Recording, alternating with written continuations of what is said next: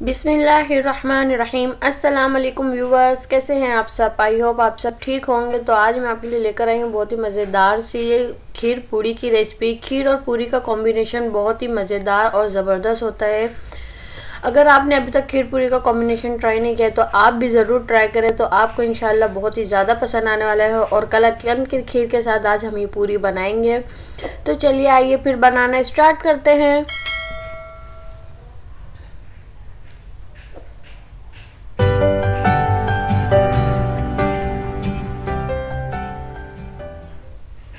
तो सबसे पहले हम खीर को बना लेंगे। तो यहाँ पे मैं 1 लीटर दूध यूज़ कर रही हूँ। दूध ये मैंने पहले से ही बॉईल करके रख लिया था। तो अब देखें एक कढ़ाई में मैंने दूध डाल दिया है।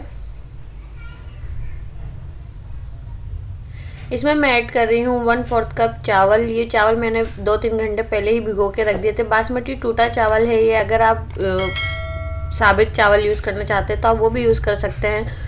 तो मैंने इसको कोई मैश नहीं किया है, ना ही मैंने इसको कोई पीसा है। मैं इसको सिर्फ चम्मच की मदद से ही इसमें जो है मैश कर लूँगी। ज़्यादा हम इसमें कोई प्रोसेस नहीं करने वाले हैं। बहुत ही ईजी सी बन के तैयार हो जाएगी ये खीर पूरी।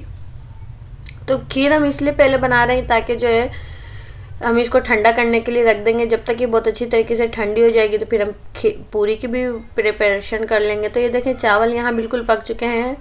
और ये देखें मेरे पास कलाकंद की बर्फ़ी है 250 ग्राम, जिसको मैंने हाथ से ही तोड़ लिया था छोटा छोटा से। इसको मैंने इसमें ऐड कर दिया है। अगर आप इसमें खोया ऐड करना चाहते हैं तो आप वो भी ऐड कर सकते हैं। कलाकंद की खीर बहुत ही मज़ेदार और खुशबूदार बनकर तैयार होती है। हाफ़ कप में इसमें चीनी ऐड कर रही हूँ। चीनी ये थोड़ी बारीक वाली है, ज़्यादा मोटी वाली चीनी नहीं है ये। अब मैं इसमें ऐड कर रही हूँ पिस्ते, अखरोट, बारीक चॉप किए हुए हैं, काजू, बादाम।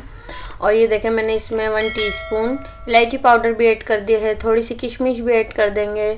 जो अंदर ड्राई फ्रूट्स ऐड हो जाते हैं खीर में तो उससे बहुत ही अच्छा फ्लेवर हो जाता है। तो हर बाइट में जो है फिर ड्राई फ्रूट्स की और हर चीज़ की जो है बहुत अच्छी खुशबू और फ्लेवर आ रहा होता है। तो ये देखिए मैं बिल्कुल सिंपली चम्मच की मदद से इसको मैश कर रही हूँ। मैं ज़्यादा इसमें कोई प्रोसेस नहीं करने वाली, इसको मिक्सर में नहीं ग्राइंड करने वाली। तो ये देखें खीर भी बहुत अच्छी तरीके से गाढ़ी हो चुकी है। और ये थोड़ी सी चीनी मुझे कम लग रही थी यहाँ, तो मैंने थोड़ी सी और ऐड कर दी है। क्योंकि कलाकंद की बर्फ़ी देखें मीठी होती है, तो इसीलिए जो है मैंने इसमें हाफ़ कप चीनी यूज़ की है।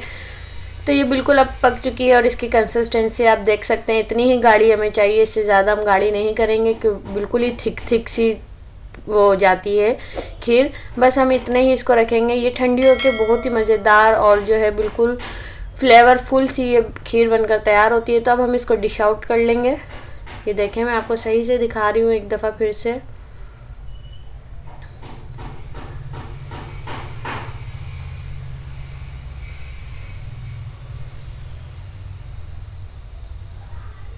देखें चम्मच से कितनी अच्छी तरीके से ये जो है मैश हुई है। हमें ज़्यादा इसमें कुछ करने की ज़रूरत ही नहीं पड़ी और इतनी ज़बरदस्त सी मज़ेदार सी सिंपली सी खीर बनकर तैयार हो गई है। तो ये देखें यहाँ पर जो है मैंने ड्राई फ्रूट से इसको गार्निश कर दिया है। आप इसको चांदी के वर्क से भी कर सकते हैं। तो अब इसको हम ठंडा करने के लिए रख देंगे और पूरी की तैयारी कर लेंगे।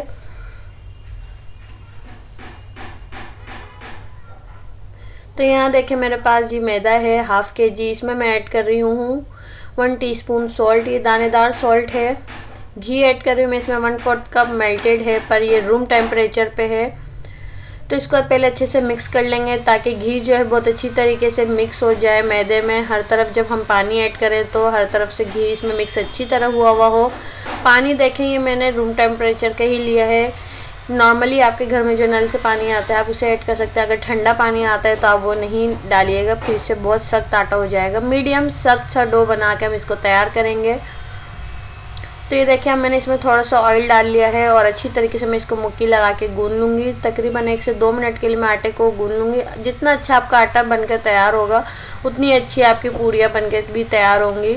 तो हम इसको फिर आधे घंटे के लिए रेस्ट करने के लिए रखेंगे। आधा घंटा आपको लाजमी रखना है, इससे आपकी पूरियाँ जो है बहुत फूली फूली सी बनकर तैयार होंगी। तो ये देखिए मैंने तो उसके ऊपर थोड़ा सा ऑयल स्प्रेड कर दिया है और मैं इसको कवर करके रख दूँगी। किचन काउंटर पर ही रखना है। ये देखें आप कवर करके रख देंगे। आधा घंटा हो चुका है डो को गूंदे हुए और ये देखिए डो बहुत अच्छी तरीके से रेस्ट में आ चुका है। अब इसको जो है मैं एक दफ़ा और अच्छे से जो है मुक्की लगा के इसको समेट लूँगी आटे को, ताकि जो भी इसमें थोड़ी सी जो है फैलाव आ जाता है आटे में वो सेट हो जाए। अब किचन काउंटर पे इसको निकाल लेंगे और इसके छोटे छोटे से पूरी जितने जो हैं इसके पेड़े बनाकर तैयार कर लेंगे। पहले सब मैं तोड़ लूँगी, फिर उसके बाद मैं बॉल्स बना के एक साथ रखती जाऊँगी। किचन काउंटर पे ही रखना है क्योंकि इसको भी हमें रेस्ट देना है, 10 मिनट के लिए रेस्ट देंगे हम पेड़ों को। तो ये देखें, और जहाँ से आपने पहला पेड़ा रखा है जब आप इसको पूरी बनाएंगे तो आप पहला वहीं से ही लीजिएगा, क्योंकि वो अच्छे तरीके से रेस्ट हो चुका होता है। बाद में जैसे जैसे आप रखते हैं फिर वो रेस्ट हो रहे होते हैं।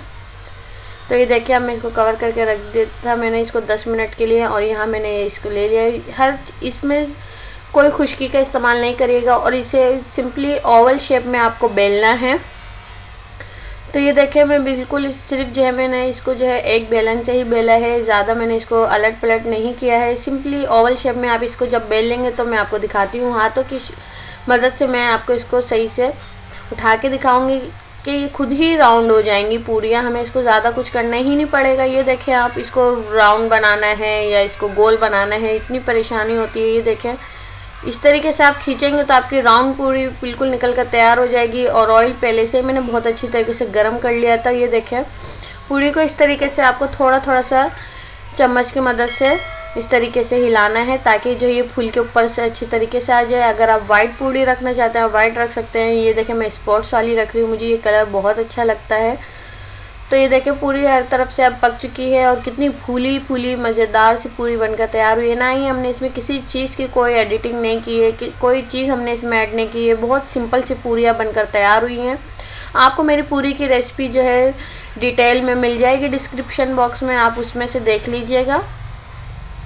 तो ये देखें यहाँ पे इस तरीके से पूरी आप जब करेंगे तो आपकी पूरी जो है फूलना शुरू हो जाएगी। पूरी और खीर का कॉम्बिनेशन माशाल्लाह से बहुत ही मज़ेदार होता है और हर घर में पूरी और खीर तो जो है शादी के बाद भी दुल्हनें भी बनाती हैं और उसके बाद जो है बहुत सारी चीज़ों में यूज़ होता है। तो ये देखें आप ये इस तरीके से कितनी फूली पूरी को मैंने जब इसको इस तरह किया तो सॉफ्ट सी ये फूली हुई पूरी कितनी अच्छी बन के लिपट गई। देखें टूटी नहीं है, बिल्कुल भी ज़रा सी भी बिखरी नहीं है। ये इतनी सॉफ्ट पूड़ियाँ बनकर तैयार हुई है, आपको नज़र आ रही होंगी कि कितनी माशाल्लाह से मज़ेदार सी पूरी बनकर तैयार हुई है। तो मैं आपको अब खीर दिखाती हूँ कि खीर हमारी कितनी थिक हुई है। तो ये देखें खीर लिक्विड ही नहीं है, बिल्कुल ये जो है रबड़ी टाइप की खीर बनकर तैयार हुई है और रबड़ी जैसा इसका बिल्कुल मज़ा आता है खीर का।